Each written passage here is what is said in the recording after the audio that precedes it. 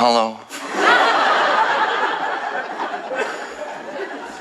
And it came to pass that the skies darkened, the trees bent in the wind, the heavens opened, and it rained for 40 days and 40 nights. So much for the summer. Typically, though, we'll all be looking to next year and hoping things will be better, but at this time of year, we should also take a look behind us, keeping alive some of our happiest memories. For example, I can remember the day I first met my wife, Ephesia. That's maybe not the best example, but as a matter of fact, I'd been officiating at a Christmas wedding in Falkirk. It was a mixed marriage. She came from Edinburgh and he came from Glasgow. Anyway, during the reception, I met Ephesia just outside the ladies' toilets. She was going in just as I was coming out. And suddenly, she held a small bunch of mistletoe over my head and kissed me. Of course, I kissed her back. I certainly wasn't going to kiss her face. And it was at New Year one year when I was returning home by train that a fight broke out in my compartment. 3 young men quarreled over a game of poker, and suddenly one of them began driving his knee again and again into the groin of an innocent passenger. I had to intervene. After all, it was my groin.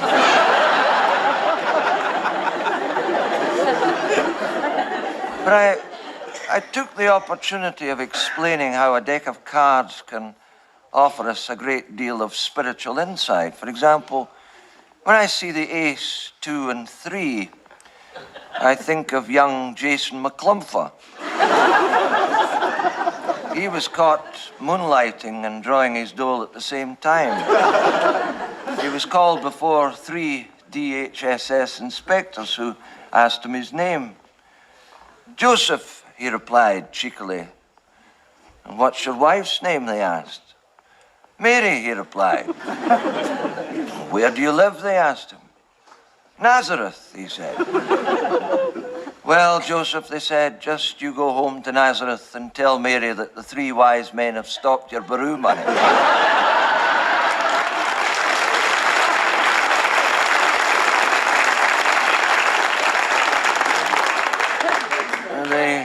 The 4 reminds me of the number of people in the congregation at last week's evening service. The 5 and 6, the 56 pence we took in the collection. When I see the 7, 8, and 9, I remember that was the number of the hotel bedroom where I spent my honeymoon. It was absolute bliss, even though Ephesia had to stay at home with a headache. 10 makes me think of the choir.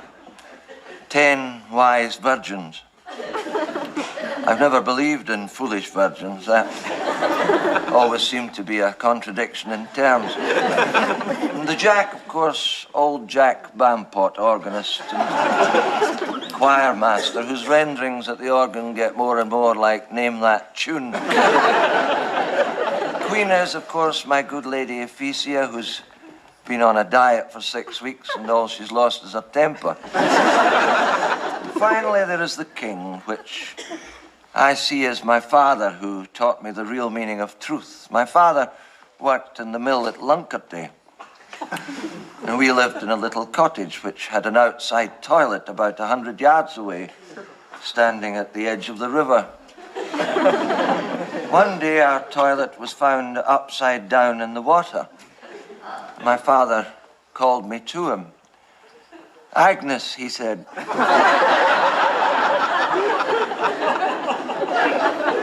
He was short-sighted and stubborn, my father. Agnes, he said, I'm going to ask you a question, but before I do, I want you to remember the story of George Washington, who cut down his father's favorite cherry tree and who, when asked, declared, I cannot tell a lie, father.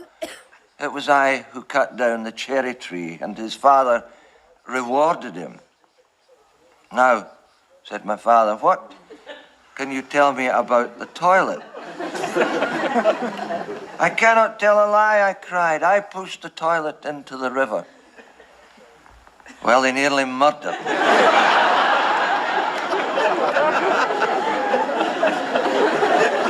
I've never had such a thrashing in my life. I cried out in despair, but Father, I said, you told me that George Washington said I cut down the cherry tree and his father rewarded him. I know, said my father, but George Washington's father was not sitting in the cherry tree.